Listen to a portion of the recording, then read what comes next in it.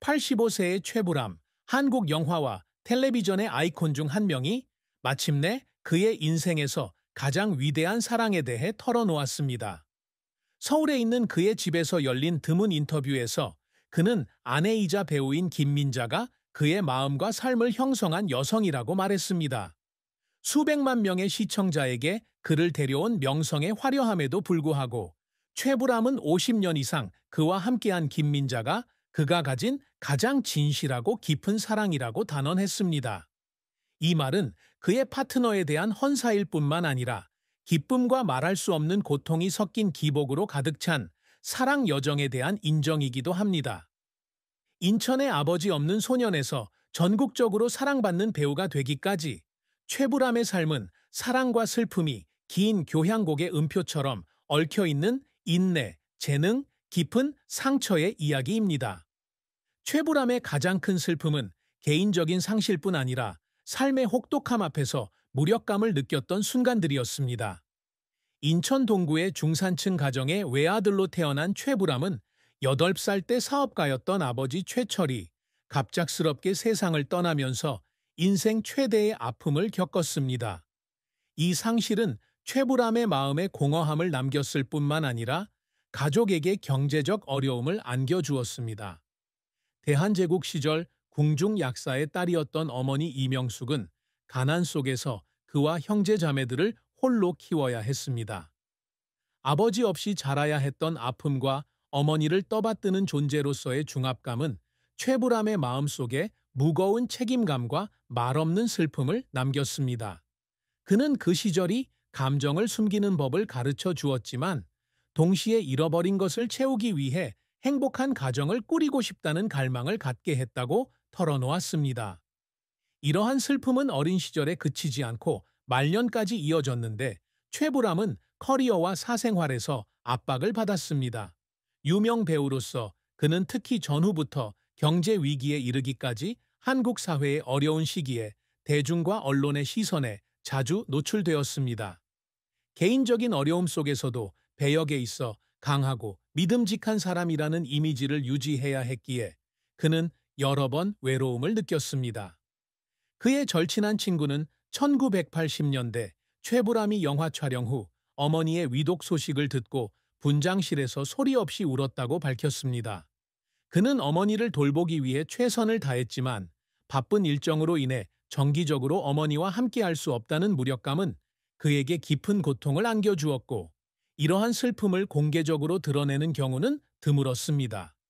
최불암의 삶에서 가장 큰 슬픔은 아마도 사랑하는 사람을 잃은 슬픔과 통제할 수 없는 사건 앞에서 느끼는 무력감일 것입니다. 아버지의 죽음 외에도 그는 1992년 오랜 투병 끝에 어머니가 돌아가시는 아픔을 겪었습니다. 평생을 자신을 키우는 데 헌신했던 이명숙 여사의 죽음은 큰 충격이었고 그는 수개월 동안 우울증에 빠졌습니다. 그는 인터뷰에서 특히 영화와 TV 프로젝트로 바빴던 어머니의 말년에 어머니와 더 많은 시간을 보낼 수 없었던 것에 대해 후회를 느꼈다고 털어놓았습니다. 이러한 고통은 업무 압박과 사회적 기대가 높아지는 급변하는 한국 사회에서 자녀 동비와 동또니가 겪는 고난을 목격하면서 더욱 깊어졌습니다. 헌신적인 아버지였음에도 불구하고 최불암은 항상 아이들을 삶의 어려움으로부터 보호할 수 없을까 봐 걱정했고 그 슬픔을 오랫동안 안고 살았습니다.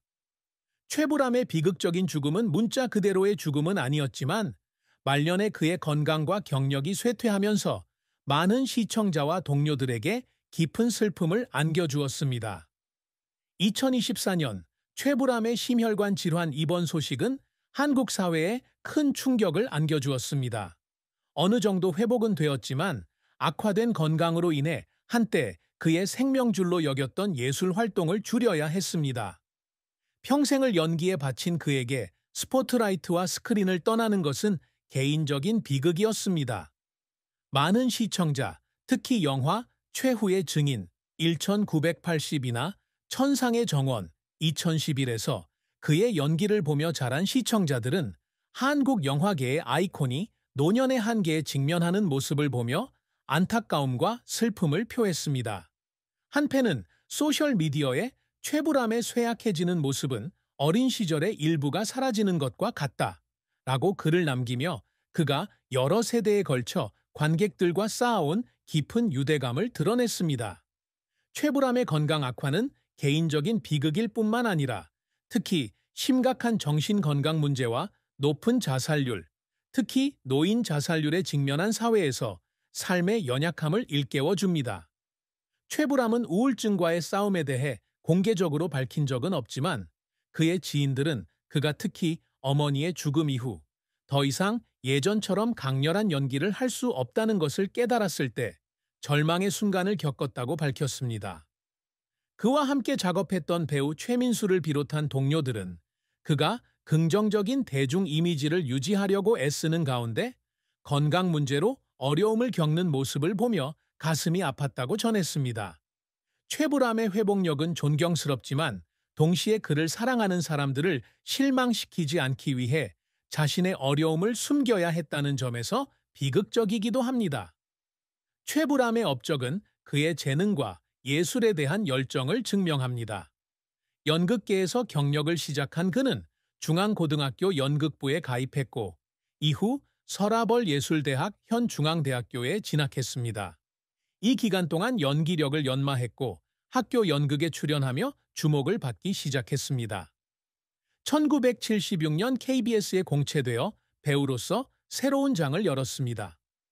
1980년 범죄 드라마 최후의 증인에 출연하며 그의 연기는 널리 알려지게 되었고 그의 감정 연기는 평단의 극찬을 받았습니다. 이 영화는 상업적인 성공을 거두었을 뿐만 아니라 그가 당시 한국을 대표하는 배우 중 한 명으로 자리매김하는 데 기여했습니다. 1980년대와 1990년대의 최불암은 내일을 향해 달리라 1979부터 내일을 잇는 우정 1070까지 영화와 드라마에서 다양한 역할을 맡으며 자신의 입지를 굳건히 했습니다. 그는 백상예술대상 인기영희상, 최우수영희상 등 수많은 권위 있는 상을 수상했습니다. 2000년대에는 식객 2008, 웃어라 그대 2009, 천상의 화원 2011에 출연하며 TV계에 복귀했습니다. 특히 천상의 화원은 넷플릭스를 통해 공개되어 해외 관객들의 극찬을 받으며 해외 관객들의 마음을 사로잡았습니다. 한 해외 팬은 최불암은 마치 우리 모두에게 아버지 같은 따뜻하고 진솔한 느낌을 준다고 썼습니다. 하지만 최불암의 커리어는 항상 순탄치만은 않았습니다. 그의 가장 큰 실패 중 하나는 그가 주연을 맡았던 영화 세기 1091가 기대에 부응하지 못했을 때였습니다. 여러 영화제의 후보로 지명되었지만 허술한 줄거리로 비판받았고 저조한 흥행 성적은 그를 실망시켰습니다.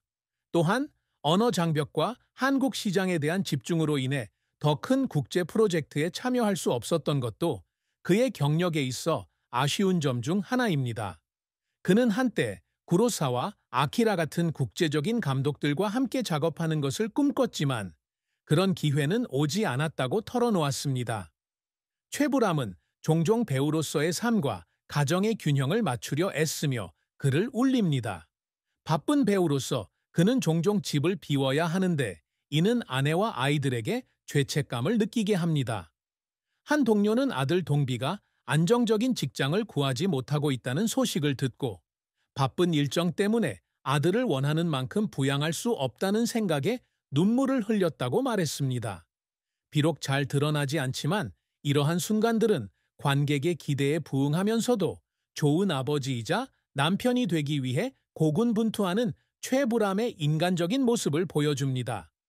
최불암의 업적은 단순히 수상이나 명예를 넘어 예술을 통해 인간의 가치를 전달하는 데 있습니다. 그는 항상 관객의 마음을 움직일 수 있는 역할, 특히 가족, 의리, 희생에 대한 이야기를 담아내고자 합니다. 가족을 지키기 위해 고군분투하는 아버지 역을 맡은 천상의 화원이 그 대표적인 예입니다. 이 영화는 상업적 성공뿐 아니라 가족애와 용서라는 메시지로 관객들의 사랑을 받았습니다. 한 시청자는 최불암 배우를 보면 아버지가 떠올라 눈물이 났다라고 썼습니다. 최불암은 항상 스승이자 영감을 주는 배우가 되기 위해 노력해 왔습니다. 한양대학교 교수로서 오랜 세월 후배 배우들에게 가르치고 경험을 전수해 왔습니다. 그는 정기적으로 연기 워크숍과 수업을 개최하며 배역의 감정에 충실하는 것의 중요성을 강조합니다. 또한 한국의 고아와 노인들을 돕는 단체를 지원하는 자선 활동에도 참여하며 사회로부터 받은 것을 사회에 환원하고 있습니다. 이러한 노력은 수상 경력은 없지만 더 나은 세상을 만들겠다는 그의 헌신을 보여주는 가장 자랑스러운 업적입니다. 최불암의 사랑과 결혼 생활은 아름다운 한 해였지만 어려움도 있었습니다.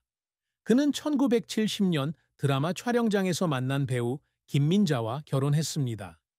두 사람은 일에 대한 공통된 이해와 가족적 가치관을 바탕으로 빠르게 관계를 발전시켰습니다. 온화한 미모를 지닌 재능 있는 배우 김민자는 최불암에게 없어서는 안 될 동반자가 되었습니다.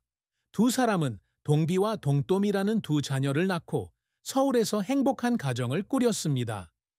최불암은 한 인터뷰에서 김민자가 내 마음을 따뜻하게 해준 불이었다며 인생에서 가장 힘든 순간들을 극복하도록 도와준 사람이라고 말했습니다.